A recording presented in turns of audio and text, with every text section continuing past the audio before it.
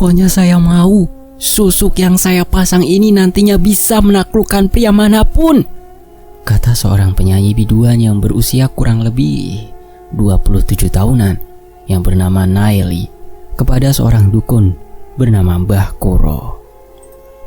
Kamu jangan khawatir, semua yang kulakukan dijamin pasti ampuh. Naili ini akan memasang susuk pada wajahnya dan juga di beberapa bagian tubuhnya. Dia berharap supaya nanti saat manggung bisa dapat saweran banyak atau bisa disewa pria kaya. Karena memang Naili ini selain menjadi biduan, dia juga ternyata nyambi sebagai seorang pemuas nafsu laki-laki hidung belang. Namun tidak semua diterimanya oleh Naili. Dia hanya menerima orang-orang tertentu saja yang berani membayar mahal, maka dia akan melayaninya. Saat itu Mbah Kuro mulai akan melakukan ritualnya malam itu juga. Mereka sudah masuk ke dalam ruangan ritual untuk memasang susuknya pada bagian tubuh Naili. Sebelum pasang susuk, Mbah Kuro akan menjampi susuknya terlebih dahulu dengan ritual memasukkan khodam ke dalam susuk itu. Di dalam ruangan itu sudah ada kemenyan yang dibakar dan asap pun mengepul di dalam ruangan. Naili merinding. Sesaat kemudian, Mbah Kuro yang sedang berkomat kamit membacakan mantranya, tiba-tiba saja datang hembusan angin kencang yang masuk ke dalam ruangan ritual itu. Sesaat kemudian, terlihat ada sebuah asap hitam tebal yang kemudian berhenti di sampingnya Mbah Dukun. Perlahan-lahan, asap hitam tebal itu berubah menjadi wujud yang sangat menyeramkan sekali. Sosok tinggi besar dengan kedua matanya yang merah menyala menatap tajam ke arah Naili, membuatnya gemetaran. Beberapa saat kemudian, Mbah Kuro kemudian mencoba berkomunikasi dengan sosok itu. Setelah selesai berkomunikasi, Mbah Kuro kemudian mengolesi susuk itu dengan sebuah minyak. Entah minyak apa. Ritual pun sudah selesai. Lalu Mbah Kuro akan mulai memasang susuk itu pada wajah Naili bagian pipi, kening, bibir, bahkan sampai ke alat vitalnya, vagina. Saat sedang dipasang susuknya pada bagian tubuh Naili, dia merasakan perih dan saat itu dia merasa langsung tubuhnya yang dimasukkan susuk itu terasa kencang. Setelah ini kamu harus melakukan ritual setiap malam Jumat Kliwon. Ritual apa, Mbah? Ritual dengan makan kembang melati. Iya baik, Mbah. Beberapa saat kemudian, akhirnya ritual pun sudah selesai. Naili pun segera membayar jasanya dan kemudian beranjak pulang malam itu juga. Dia tahu tentang Mbah Kuro dari temannya yang sesama biduan, namun beda tempat manggungnya. Dulu dia sudah pernah memasang susuk dan mungkin efeknya mulai pudar. Makanya kini dia datang lagi ke dukun untuk memasang susuk lagi. Dia pulang tengah malam sendirian dengan mobilnya yang melewati jalanan sangat sepi sekali dan gelap, hanya dengan cahaya mobilnya sendiri. Saat itu tiba-tiba di tengah perjalanan, dia mulai mencium bau busuk yang menyeruak ke dalam hidung. Dan saat itu seketika Naili merinding karena dia merasa ada hembusan tiupan angin pada lehernya. Namun Naili mencoba tidak menghiraukan dan dia mempercepat laju mobilnya karena berharap untuk cepat sampai di kosan. Beberapa saat kemudian, dia pun akhirnya tiba juga di rumah kosnya. Naili langsung rehat di kasurnya, membaringkan tubuh yang terasa lelah. Tak berselang lama, tiba-tiba saja handphonenya berdering. Ada panggilan masuk. Dan saat dilihat ternyata dari teman kerjanya. Saat itu dia pun langsung mengangkat telepon dari teman kerjanya itu. Katanya nanti besok malam ada jadwal manggung di sebuah desa dengan bayaran yang lumayan. Naili pun mengiyakan dan dia memutuskan untuk langsung tidur karena sudah lelah. Besok malam ada jadwal manggung di desa lain. Gimana? Mau nggak? Bayarannya gimana? Lumayan lah. Ya udah oke, nanti aku berangkat. Singkat cerita, sore pukul 4 dia langsung segera mandi dan dandan karena dia akan dijemput rekan kerjanya itu. Temannya itu cowok dan udah kerja lama bareng dengan Naili, namanya Teddy. Tak berselang lama, Teddy pun datang ke rumahnya Naili. Tok tok tok. Li? Iya bentar, jawab Naili yang saat itu sedang dandan. Karena pintu rumahnya itu tidak tutup, jadi Teddy langsung masuk ke dalam ruang tamu menunggu Naili. Beberapa saat kemudian, Naili pun sudah siap dengan segala perlengkapannya. "Gimana, Li? Udah siap?" "Udah, yuk. Maaf ya nunggu lama." "Enggak kok." Saat itu mereka berdua pun langsung berangkat menuju ke tempat lokasi dengan mobilnya. Setibanya di lokasi, ternyata itu adalah acara pernikahan. Dan Naili sama Teddy disuruh untuk makan dulu. Malam harinya, tepat pukul 7, Naili pun mulai tampil ke panggung. Semua pengunjung, terutama para pria-pria yang melihatnya itu, langsung menatap Naili tanpa berkedip. Mereka terhipnotis. Efek susuk yang dipasang oleh Naili, cespleng. Di mata mereka, dia ini kelihatan cantik sekali, dengan tubuh yang molek dan menggoda serta berisi. Sungguh benar-benar idaman para lelaki hidung belang yang kala itu tidak berkedip menatapnya. Saweran pun ramai sekali malam itu. Dari uang 5 ribuan bahkan sampai 100 ribuan dia terima. Sungguh benar-benar meriah acara malam itu. Parahnya lagi, si pengantin pria sempat melongo melihat Naili, pelongo-pelongo, hingga akhirnya dia langsung ditabok oleh si pengantin wanita dan disuruh masuk ke dalam. Acara pun selesai sampai jam 10 malam. Kala itu Naili langsung diantarkan Teddy pulang. Namun sebelum pulang, ternyata Teddy ngajak makan malam dulu di sebuah kafe yang masih buka sampai malam. "Li, kita cari makan dulu yuk." "Ya udah, ayo, aku juga lapar."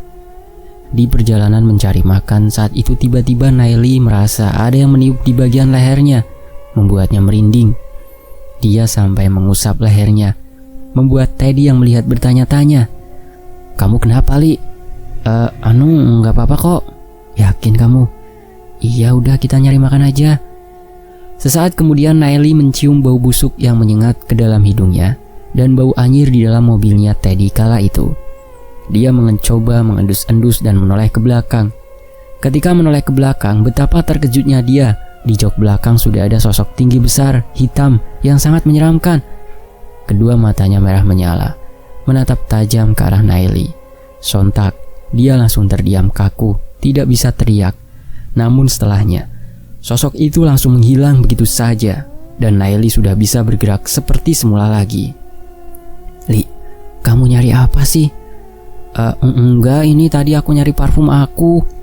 Dia beralasan mencari parfum yang diletakkan di dalam tas, dan dia taruh di belakang.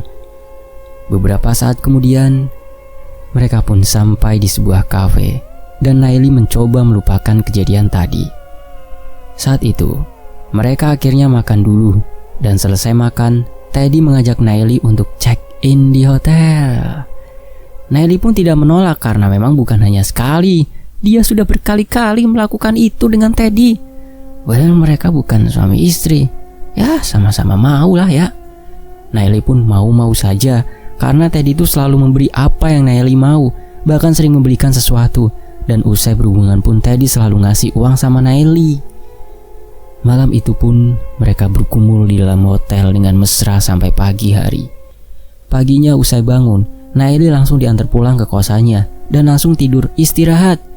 Dia capek karena manggung semalam dan malah lanjut check-in ke hotel dengan Teddy. Hingga pagi itu Naili langsung tidur pules di kasurnya.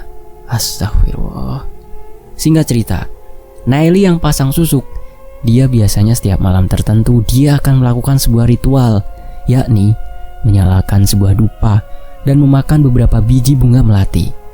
Itu semua dia lakukan atas perintah Mbah Kuro. Katanya biar efek susuknya itu awet dan ampuh. Cespleng. Naili sudah menjalani karirnya itu selama 2 tahun. Dari awal dulu dia merantau dari desa karena dia berasal dari keluarga yang ekonominya rendah. Dia mencari pekerjaan di kota. Namun, di kota dia sial. Pernah bekerja di pabrik sebagai operator, belum ada 1 tahun, dia dikeluarkan karena ada pengurangan karyawan. Hingga dia sempat lontang-lantung dalam beberapa bulan. Akhirnya ketemulah dia dengan Teddy dan kemudian ditawarin untuk nyanyi jadi biduan. Karena kebetulan suaranya Naili ini bagus, cuman kala itu wajahnya masih standar aja, belum dipoles skincarean gitu. Awalnya saat itu sepi dan tidak ada yang minat dengan Naili. hanya sudah suaranya saja. Namun usai dia ditawari pasang susuk dan semenjak itulah karir Naili melejit. Sampai pada akhirnya Naili terjun juga melayani om-om berduit dan bisa punya uang banyak karena semua yang ditempuhnya itu. Meskipun dia tahu itu tidak ada di benak, dan semenjak itu Naili sudah tidak perawan lagi. Dia sudah tergila-gila dengan harta dan akan melakukan apapun demi uang, termasuk menjual kesuciannya. Singkat cerita, keesokan harinya Naili dapat panggilan job lagi untuk mengisi di sebuah acara perusahaan di hotel. Katanya acara itu bakal mewah dan megah sekali. Naili pun setuju-setuju saja, asal itu bisa mendapatkan cuan. Dan ketika waktu senggangnya dia biasanya pergi ke mall untuk shopping baju-baju baru untuk manggung dan sehari-hari. Tapi semenjak dia punya uang banyak, Naili hanya kirim uang ke kampung saja, namun tidak pernah pulang. Dia beralasan sibuk di kota. Padahal di kampung dia punya seorang ibu yang sudah berumur dan seorang adik yang masih duduk di bangku SMP. Pernah saat itu Naili diminta ibunya untuk pulang, tapi dia selalu beralasan dan akhirnya menolak. Esoknya, Naili pun dijemput oleh Teddy untuk pergi ke lokasi seperti biasanya dengan menggunakan mobilnya Teddy. Mobilnya itu yang waktu itu dia pinjam untuk pergi ke rumah dukun karena dia sudah biasa minjem mobil Teddy dengan cuma-cuma kalau dia ada perlu.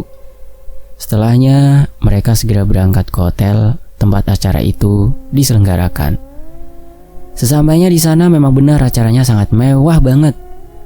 Naila tampil seksi kala itu dengan baju yang ketat, terlihat lekuk tubuhnya, membuat bapak-bapak kantoran melongo melihatnya.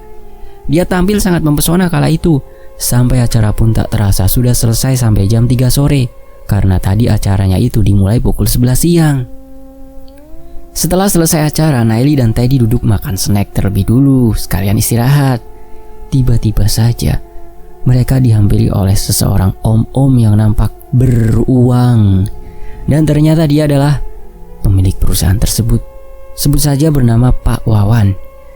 Dia pun berbasa-basi dulu dan kenalan dengan Naili serta Teddy. Kemudian Pak Wawan tanpa merasa malu langsung meminta nomor handphonenya Naili, barangkali ada job lagi alasannya. Dan Naili pun memberikannya. "Li, saya boleh minta nomor handphone kamu? Ya siapa tahu nanti saya bisa pakai jasa kamu buat manggung lagi di acara keluarga saya, atau acara apa gitu." "Oh iya boleh Pak, ini kartu nama saya." Naili memberikan kartu nama yang di sana sudah tertera nomor manajemennya serta alamat rumahnya. "Makasih ya Li." Sebenarnya Teddy tahu kemana arahnya. Pasti Pak Wawan akan BO Naili nanti. Teddy tidak kaget karena emang dia juga tahu Naili tidak hanya melayaninya, namun dia juga udah tidur berkali-kali dengan om-om berduit lainnya. Jadi Teddy tidak masalah toh. Dia juga masih bisa tidur bareng sama Naili gratisan. Namun beda kali ini. Teddy merasa akan ada sesuatu yang bakalan terjadi dan seolah dia tidak senang dengan Pak Wawan. Acara pun selesai dan Naili langsung minta diantarkan pulang saja malam itu ke kosnya. Teddy pun hanya nurut saja. Teddy langsung pulang ke rumah usai nganterin. Ngomong-ngomong, Teddy ini bekerja di sebuah perusahaan, jadi seorang HRD sekaligus nyambi manajemen artis dangdut. Namun dia tetap kalah kaya jika dibandingkan dengan Pak Wawan. Malamnya Pak Wawan langsung mengirimkan chat kepada Naili dan mengajaknya ketemuan besok malam. Naili yang sudah paham arahnya akan kemana dia pun mau-mau saja, karena pasti nanti dia akan dibayar mahal. Apalagi dia tahu Pak Wawan pemilik perusahaan besar itu. "Li, besok ada acara nggak? Kalau nggak ada acara, bisa nggak ketemuan?" "Gak ada acara Pak." "Iya, boleh di mana?" "Kita ketemu di lobi restoran hotel ya." Iya Pak, siap." "Nanti alamatnya saya chat, oke?" Padahal Pak Wawan sudah berkeluarga, punya istri dan anak. Istrinya bernama Bumia, sedangkan anaknya bernama Tasya. Pak Wawan sendiri sudah berumur kepala 4. Esok malamnya pun mereka melakukan gala dinner di lobi hotel. Setelah itu mereka pergi dulu nih, kencan buta ceritanya, ke mall, shopping-shopping, apa yang Naili mau. Dan setelahnya mereka ngopi-ngopi cantik di kafe. "Kamu mau belanja apa aja? Tinggal ambil, terserah kamu. Nanti aku yang bayarin semua. Yakin pak? Yakin dong. Apa sih yang gak buat kamu? Makasih ya pak. Saat itu Nelly pun sangat senang sekali dan dia tidak menyia-nyiakan kesempatan itu untuk mengambil baju-baju yang mahal dan jumlahnya banyak. Pada akhirnya, mereka setelah pergi ke mall dan ke kafe, ya mereka langsung mampir ke hotel lagi untuk melakukan ya seperti itulah tanpa sepengetahuan istrinya Bumia. Malam itu Pak Wawan beralasan ada urusan di kantornya dan tidak bisa pulang malam itu. Bumia pun percaya saja dengan ucapan suaminya. Sesampainya di hotel kembali, Naili dan Pak Wawan langsung bergumul melakukan hubungan dengan mesra di hotel bintang 5 yang sudah di-booking oleh Pak Wawan. Pak Wawan malam itu puas banget karena bisa menikmati tubuh Naili yang seksi dan sintal. Pak Wawan juga tidak lupa memberikan uang untuk Naili. Kemudian mereka tertidur di hotel sampai pagi. Makasih Ali, kamu sudah membuat aku puas. Sama-sama pak, bapak juga banyak banget ngasih uang sama aku. Makasih ya pak. Dalam hati Naili, aku dapat gadun kakap nih. Pokoknya nanti kalau aku ajak ketemuan, kamu mau kan selanjutnya? Iya pasti mau dong pak. Di sisi lain, Naili dan Pak Wawan kini sering banget ketemuan dan mereka sering kali check-in di hotel berkali-kali. Bahkan sikap Naili kepada Teddy akhir-akhir ini menjadi berubah, sudah tidak seperti dulu lagi. Naili sering menolak Teddy saat dia ingin itu-ituan. Teddy pun akhirnya kesal karena dia tahu pasti Naili sering banget melakukan hubungan dengan Pak Wawan, sedangkan dirinya kini tidak pernah mendapatkan jatah. Begitu juga sikapnya Pak Wawan kepada Bumia, istri sahnya. Dia jarang banget di rumah dan terkesan cuek kepada istrinya sendiri. Bumia sempat curiga kalau suaminya itu telah selingkuh di luar sana. Namun Bumia tidak berani menuduh karena belum punya buktinya. Hingga suatu hari saat Pak Wawan beralasan ada meeting di kantor, Bumia dan anaknya yang sudah dewasa yaitu Tasya, mereka pergi ke mall untuk beli baju. Saat itu mereka tidak sengaja melihat Pak Wawan sedang gandengan tangan dengan wanita, yakni si Naili. Pak Wawan terlihat menyamar dengan menggunakan topi dan masker. Namun Bumia mengenali pakaian yang dikenakan Pak Wawan. Tasya, itu kayak ayah kamu ya? Iya bu, itu kan bajunya ayah. Iya kamu bener kok, dia sama perempuan lain. Wah, gak bener nih ayah Musa. Ibu mau labrak mereka. Iya bu, nanti aku rekamin biar jadi bukti. Saat itu Bumia langsung menghampiri dan menarik paksa topi Pak Wawan dan melabraknya. Oh ternyata ini kenapa akhir-akhir ini kamu itu jarang di rumah mas. Ternyata kamu lebih milih pergi sama wanita murahan seperti ini. Maksudnya apa bilang saya murahan? Ketus Naili tak terima. Ya memang Anda murah, mau merebut suami orang. Seketika saat itu akhirnya Naili terdiam dan tidak menjawab karena dia juga sangat malu dilihat banyak orang. Salahku apa sih mas? Kamu jangan bikin malu dong. Kamu malu? Kok selingkuh gak malu? Sedangkan Tasya langsung merekam ayahnya dengan pelakornya, yaitu Naili, untuk barang bukti dilaporkan ke mertuanya Pak Wawan. Dan kejadian itu membuat di mall ramai. Bumia nangis karena telah dikhianati suaminya sendiri. Sedangkan Tasya yang tidak terima dengan pelakor, tidak tahu diri itu, tiba-tiba saja dia langsung gampar pipinya Naili dengan keras, sehingga semakin gadulah di mall. Suasananya banyak yang melihat, bahkan ada yang sampai merekam aksi mereka. Plak! Terdengar jelas sekali tamparan yang mendarat di pipi Naili. Dasar pelakor, tidak tahu malu, tidak tahu diri, ucap Tasya kepada Naili yang sudah sangat geram sekali. Dan semua orang yang melihatnya itu langsung merekamnya. Dan untuk kebutuhan konten disebar ke media sosial, ada aja orang-orang yang seperti itu ya. Hingga akhirnya Naili pun memutuskan untuk pergi dan pulang sendiri waktu itu. Dia ngambek, sementara Pak Wawan ditarik paksa untuk pulang saat itu juga ke rumah. Setibanya di rumah, Pak Wawan langsung disidang habis-habisan sama Bumia dan mertuanya. Karena sebenarnya perusahaan yang dipimpinnya itu adalah penerusan dari bapak mertuanya itu. Dan Pak Wawan diminta untuk meneruskan mengelola perusahaan itu. Dia diancam akan dipecat jadi menantu jika tidak mau berubah. Akhirnya terpaksalah Pak Wawan nurut dan bertobat tidak akan selingkuh lagi. Kamu berani-beraninya selingkuh anak saya. Dasar menantu nggak tahu diuntung. Kamu itu sudah punya anak istri, ingat. Kalau kamu nggak mau berubah dan seperti itu terus, maka kamu akan Bapak pecat jadi menantu. Dan perusahaan itu akan Bapak ambil alihkan kepada adiknya Mia saja. Iya Pak, saya minta maaf. Saya hilah Pak. Saya janji tidak akan mengulangi lagi dan saya akan setia kepada Mia. Awas saja ya kalau kamu sampai mengulangi kesalahan lagi. Iya Pak. Tidak lupa juga saat itu Pak Wawan langsung meminta maaf kepada Bu Mia yang terlihat sedang menangis terseduh-seduh karena telah dikhianati. Bu, ayah minta maaf. Ayah janji gak akan mengulangi lagi. Ayah hilah Bu. Ibu sudah maafin ayah, tapi ayah janji jangan mengulangi lagi. Iya Bu, ayah janji. Namun Bu Mia masih tidak terima dengan Naili karena dirinya bulan-bulan ini suaminya jarang di rumah dan sering cuek dengan Bu Mia dan anak-anaknya. Bu Mia juga tak ingin istri-istri lain akan mengalami apa yang dirasakannya jika sampai Naili menggoda laki-laki lain yang sudah bersuami. Bu Mia pun berniat datang ke dukun. Dia tahu dukun itu rekomendasi dari temannya yang bernama Mbah Saryo. Dukun yang akan didatangi oleh Bu Mia itu beda dengan dukun yang waktu itu didatangi Naili. Malam itu, Bu Mia yang sudah dirasuki iblis pikirannya pergi sendirian dengan mobil menuju ke rumahnya dukun itu. Perjalanan yang dia jangkau cukup jauh untuk menempuh waktu beberapa jam. Namun Bu Mia sudah bertekad bulat mendatangi dukun itu walaupun jauh demi membalas sakit hatinya. Beberapa saat kemudian Bu Mia pun akhirnya sampai juga di rumahnya Mbah Saryo.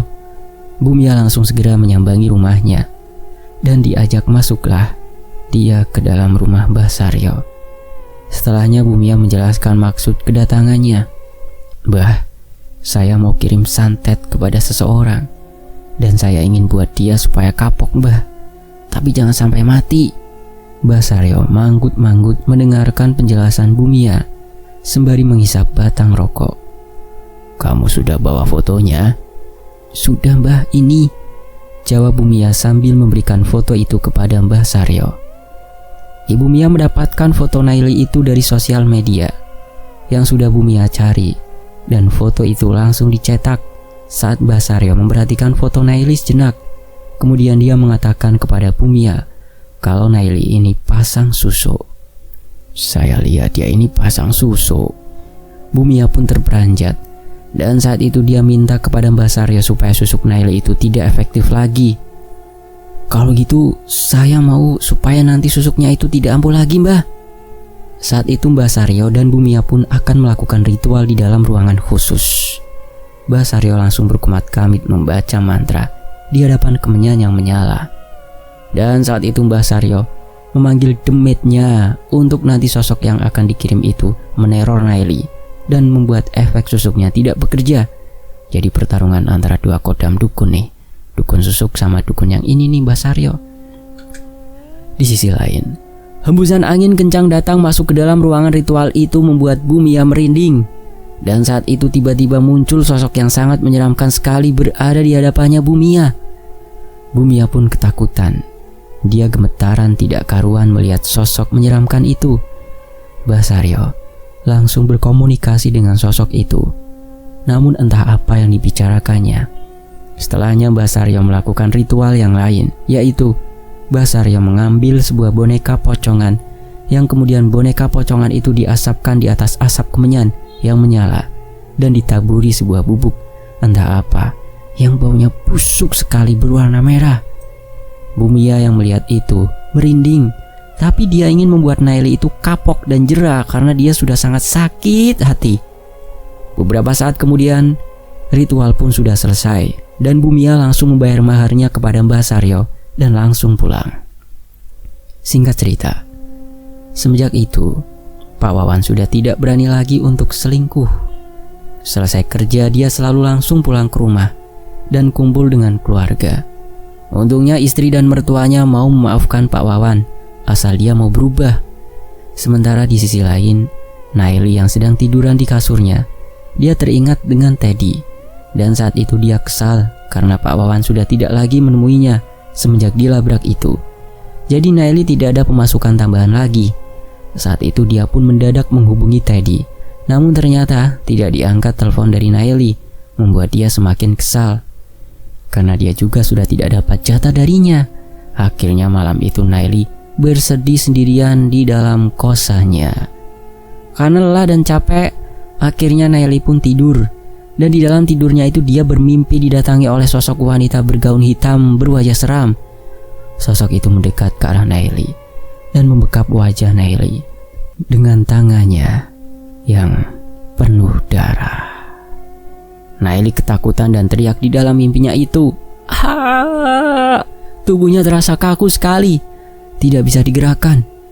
Setelahnya sosok itu menyemburkan udaranya ke arah wajah Naili. Dia mencium bau busuk banget. Saat itu Naili pun langsung terperanjat bangun dari tidurnya dan terduduk sejenak. Dan dia masih tidak beraturan sekali nafasnya. Jantung berdegup sangat kencang serta keringat yang membasahi tubuhnya. Dia pun buru-buru ke dapur untuk mengambil air minum. Saat itu dia belum sadar kalau susuknya sudah tidak ngaruh lagi akibat kiriman dari Bumia. Ketika dia sedang berjalan menuju ke dapur, dia dikejutkan sekelebat bayangan hitam yang melintas, membuatnya terperanjat, dan dia langsung merinding karena mencium bau busuk serta ada hembusan angin kencang yang masuk. Namun setelahnya, Naili mencoba tidak menghiraukan dan segera mengambil air minum di dapur. Sesampainya di dapur, tiba-tiba saja dia mendengar ada suara yang mengetuk pintu kosannya dari depan. Dia pun buru-buru untuk membukakan pintunya. Tok tok tok tok. Krrk. Saat pintu rumahnya dibuka, betapa terkejutnya Naili melihat di sana sudah ada sosok wanita dengan menggunakan gaun hitam berdiri di depan pintu. Sangat menyeramkan sekali. Dan sosok itu yang sama seperti dalam mimpinya tadi. Seketika tubuhnya langsung kaku, tidak bisa digerakkan, dan mulutnya terasa terkunci. Karena tidak kuat melihat sosok itu, akhirnya Naili pun ambruk pingsan. Dia pingsan di ambang pintu sampai pagi hari. Keesokan paginya dia bangun dengan sendirinya dan langsung kembali ke kamar karena masih pusing untuk lanjut istirahat karena belum ada job manggung. Saat itu dia merasakan sakit sekali pada kepalanya dan merasa gatal pada wajah sampai dia garuk-garuk. Singkat cerita, Naili jadi sering diteror oleh sosok-sosok yang menyeramkan. Tidak hanya sekali, bahkan setiap malam dia selalu diteror, membuatnya jadi ketakutan dan stres. Bahkan kini Naili sudah tidak sepopuler dulu dan juga dia tidak mendapatkan orderan PO lagi. Malam itu Naili akan berias wajahnya sebelum tidur, seperti biasa menggunakan krim malam. Namun dia terkejut karena wajahnya dipenuhi dengan bintik-bintik merah yang gatal sekali. Dia terkejut dan teriak melihat wajahnya sendiri karena tidak menyangka wajahnya yang sangat cantik itu menjadi buruk rupa. Namun saat itu Naili mengira kalau itu efek pemakaian susuk dan nantinya yang akan membuatnya tambah lebih cantik. Padahal tidak. Kenapa wajahku jadi gini? Ini mungkin efek susuknya kali ya, gumamnya. Saat itu dia sedang melihat bintik-bintik wajahnya di kaca. Tiba-tiba saja dia dikejutkan dengan bayangan hitam yang melintas di belakang tubuhnya, membuat Naili terperanjat. Dan saat itu dia mencium bau busuk yang menyeruak masuk ke dalam hidung. Seketika bulu kuduknya merinding, berdiri semua. Tapi setelahnya dia mencoba tidak menghiraukan lagi. Dan dia berniat pergi ke kamar mandi untuk cuci muka dulu, baru pakai krim karena tadi lupa. Dia kemudian beranjak menuju ke kamar mandi. Akan tetapi saat dia berjalan menuju ke kamar mandi, tiba-tiba saja dia dikejutkan dengan jendela kosannya yang menggebrak sendiri. Brak! Tidak ada angin, tidak ada hujan. Sontak dia kaget, tapi dia pikir itu hanya ada angin kencang yang lewat. Untuk menenangkan dirinya sendiri. Dan beberapa saat kemudian setelah dari kamar mandi dia kembali lagi ke kamar. Tiba di kamar, sontak betapa terkejutnya dia. Ekor matanya melihat di pojok kamarnya sudah ada sosok pocong yang sangat menyeramkan sekali, berdiri di sana dengan kain putih yang lusuh.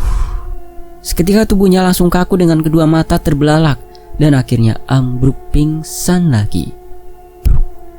Dia ambruk pingsan di ambang pintu kamarnya sampai pagi. Dan esok paginya akhirnya Naili sadar dengan kedua matanya yang perlahan-lahan dibuka sendiri. Tiba-tiba saja handphonenya berdering dan segera Naili mengangkat telepon itu. Yang ternyata ada tawaran job manggung di sebuah desa, acara pernikahan nanti malam. Karena sudah lama sekali dia tidak pernah manggung, akhirnya dia pun menerima tawaran manggung nyanyi itu. Singkat cerita, malam hari pun tiba. Naili bersiap-siap akan berangkat untuk manggung. Namun kali ini dia bingung karena wajahnya penuh dengan bintik-bintik merah. Dan dia mencoba menutupi wajahnya dengan bedak yang tebal. Namun masih tetap saja bintik di wajahnya masih terlihat. Akhirnya Naili terpaksa manggung dengan keadaan wajah yang seperti itu, penuh dengan bintik-bintik merah. Saat dia tampil manggung, semua pria-pria yang menonton Naili semuanya tidak semangat dan bahkan tidak ada yang joget karena malas, tidak tertarik, bahkan tidak ada yang menyawernya. Saat itu tiba-tiba saja Naili yang sedang manggung dikejutkan dengan sosok wanita bergaun putih sangat menyeramkan berdiri di barisan di antara penonton, yang membuat Naili tidak fokus dan suaranya jadi fales, membuat semuanya jadi bersorak meminta Naili turun, turun, turun, fales. Saat itu akhirnya karena sudah malu, Naili pun turun panggung dan dia masih berdegup kencang jantungnya dan nafasnya juga masih tidak beraturan. Dan akhirnya Naili memutuskan untuk pulang ke rumah langsung. Dia benar-benar stres karena diteror sosok yang menyeramkan. Bahkan sesampainya di rumah, tiba-tiba bintik merah yang ada pada wajahnya itu terasa perih dan sakit sekali serta gatal. Dia garuk-garuk sampai akhirnya keluar darah dan juga nanah yang baunya busuk sekali. Sesaat kemudian Naili dikejutkan dengan suara wanita yang memanggil namanya. Naili, Naili. Sontak dia langsung merinding dan kaget. Dia mengedarkan pandangannya ke sekeliling kamar, namun tidak melihat apa-apa. Segera dia menenggelamkan tubuhnya di balik selimut karena ketakutan. Namun dia tidak bisa tidur malam itu karena merasakan gatal sekali pada wajahnya. Ingin rasanya digaruk terus-menerus. Saat itu, tiba-tiba saja hembusan angin kencang masuk ke dalam kamarnya dan disertai dengan bau busuk yang sangat menyeruak masuk ke dalam hidung. Tok tok tok. Terdengar ada suara yang mengetuk pintu jendela kamarnya. Karena penasaran dia pun langsung bangkit untuk melihat. Saat dia melihat ke balik jendelanya, betapa terkejutnya dia melihat di sana ada sosok wanita yang berbaju hitam dan wajahnya sangat menyeramkan. Segera Naili langsung menutup kembali jendelanya dan dia masih terasa tidak beraturan nafasnya. Hingga suatu ketika, Naili mendapatkan orderan dari salah satu bapak-bapak tua yang punya uang banyak menyewanya untuk memuaskan nafsu. Dan saat itu Naili pun mengiyakan karena dia sudah tidak mendapatkan job dan orderan lagi. Dan kebetulan sekarang mendapatkan orderan, jadi dia tidak menyia-nyiakannya. Mereka akan ketemuan langsung di lobi hotel. Sesampainya di hotel, bapak-bapak itu mau saja, walaupun wajahnya Naili sudah tidak secantik dan semulus seperti dulu lagi, karena dia melihat tubuhnya Naili masih sangat seksi dan bisa memuaskannya. Akhirnya mereka akan melakukan hubungan seperti biasanya. Dan saat itu ketika mereka sedang melakukan hubungan, tiba-tiba saja bapak-bapak itu ketakutan karena Naili seketika berubah menjadi sosok yang sangat menyeramkan sekali di matanya bapak-bapak itu. Sontak bapak itu langsung melepaskan Naili dan segera pergi begitu saja. Naili pun bingung karena mereka masih nanggung di posisi yang nikmat. Seketika langsung dilepas begitu saja dan ditinggal pergi. Akhirnya Naili juga langsung siap-siap untuk pulang. Namun saat dia mencoba ngaca terlebih dahulu di kamar mandi, betapa terkejutnya dia karena wajahnya sangat buruk sekali. Semua bintik merahnya berubah membesar dan bernanah, baunya juga busuk sekali. Dan saat itu dia melihat di belakang tubuhnya ada sosok wanita yang sangat menyeramkan sekali dengan baju berwarna hitam dan wajah hancur. Namun ketika Naili membalikkan badannya ke belakang, ternyata di belakangnya itu tidak ada apa-apa. Dia pun segera pulang ke rumah malam itu juga, pulang ke kosannya. Dia benar-benar stres karena diteror sosok-sosok yang menyeramkan. Karena Naili tidak kuat dengan teror-teror itu, ia pun berniat akan pergi ke rumahnya Mbah Kuro untuk melepas susuknya itu.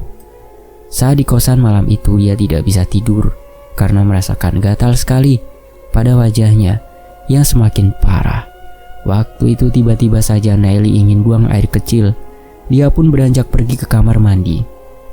Di dalam kamar mandi, tiba-tiba saja dia mendengar ada suara yang mengetuk pintu kamar mandinya. Tok tok tok tok. Sontak Naili terperanjat. Dia kaget. Dia pun ketakutan karena di kosan itu hanya tinggal sendiri. Tapi tiba-tiba saja ada yang mengetuk pintu kamar mandinya. Dan saat itu dia tidak berani untuk keluar dari dalam karena takut. Akhirnya dia mendekam sampai aman. Puk puk. Terdengar ada suara langkah kaki di balik pintu kamar mandinya. Semakin gemetaranlah Naili mendengar itu. Setelah beberapa saat dia di dalam kamar mandi, suara itu sudah tidak ada lagi. Segeralah dia beranjak untuk keluar dari dalam kamar mandi. Krek. Suara pintu dibuka. Saat pintunya dibuka, betapa terkejutnya dia melihat di depan pintu sudah ada sosok yang sangat menyeramkan sekali. Sosok wanita dengan gaun hitam dan wajahnya yang sangat hancur sekali. Seketika tubuhnya langsung kaku, tidak bisa digerakkan, dan Naili pun ambruk pingsan.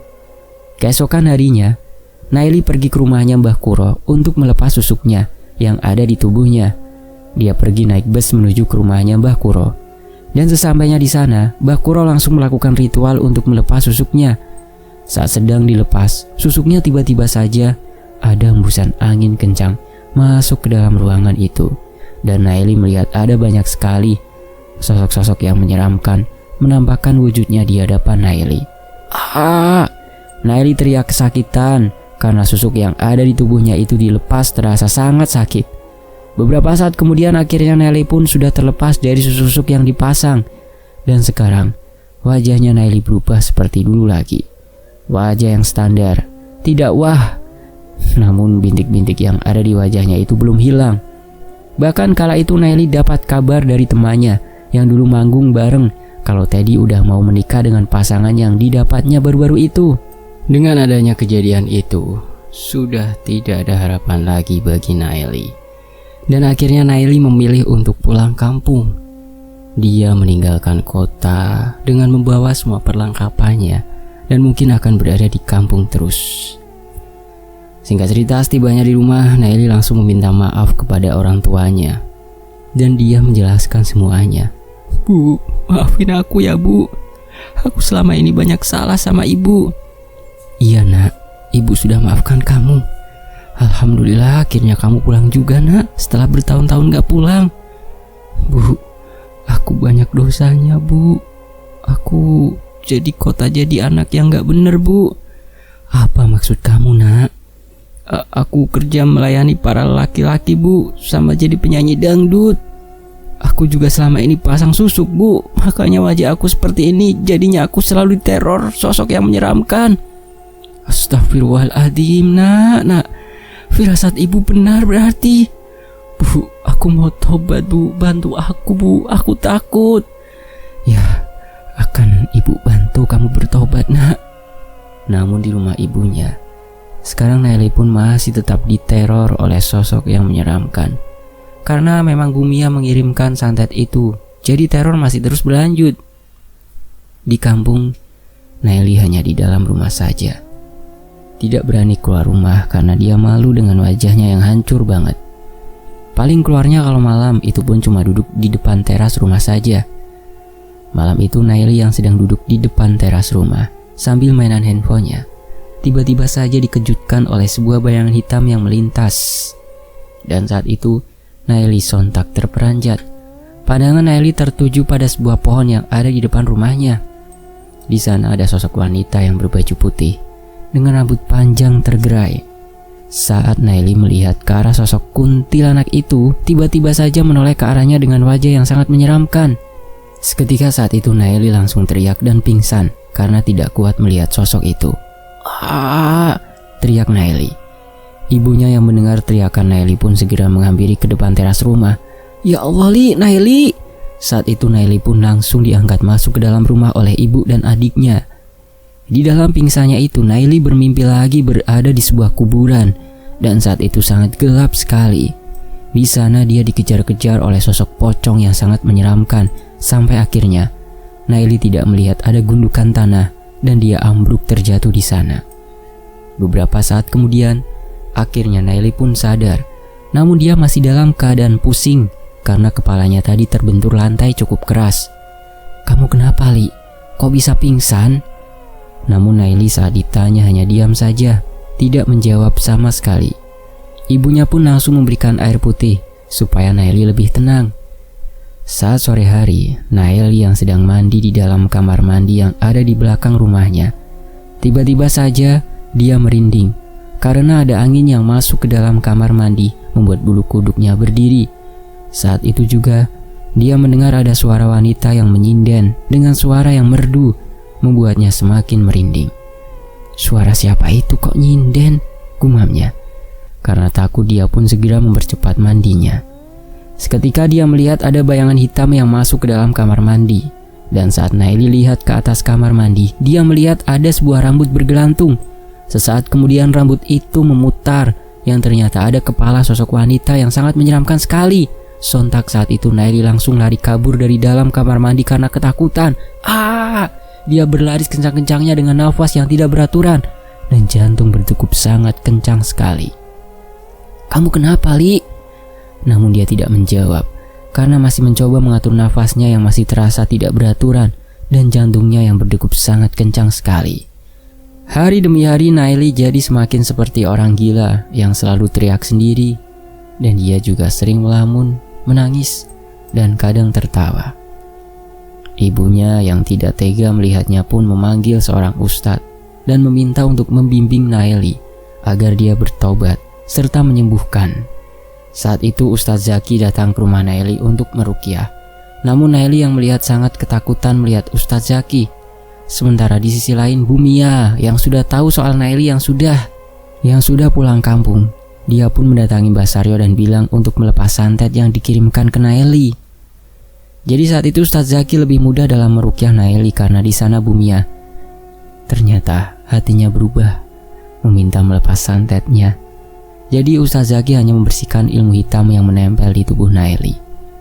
Dan saat itu suasana cukup mencekam karena hembusan angin datang masuk ke dalam rumahnya Naili, disertai dengan gebrakan suara jendela serta pintu karena angin itu.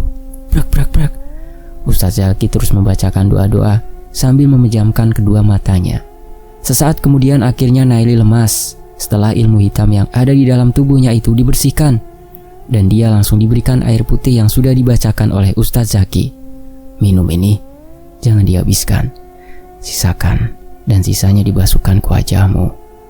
Perlahan-lahan dia menenggak air putih yang sudah didoakan oleh Ustadz Zaki. Setelah dia meminum air putih itu, tiba-tiba saja dia muntah darah hitam kental, membuat ibunya khawatir. "Pak Ustadz, anak saya kenapa, Pak?" "Tidak apa-apa, Bu, jangan khawatir.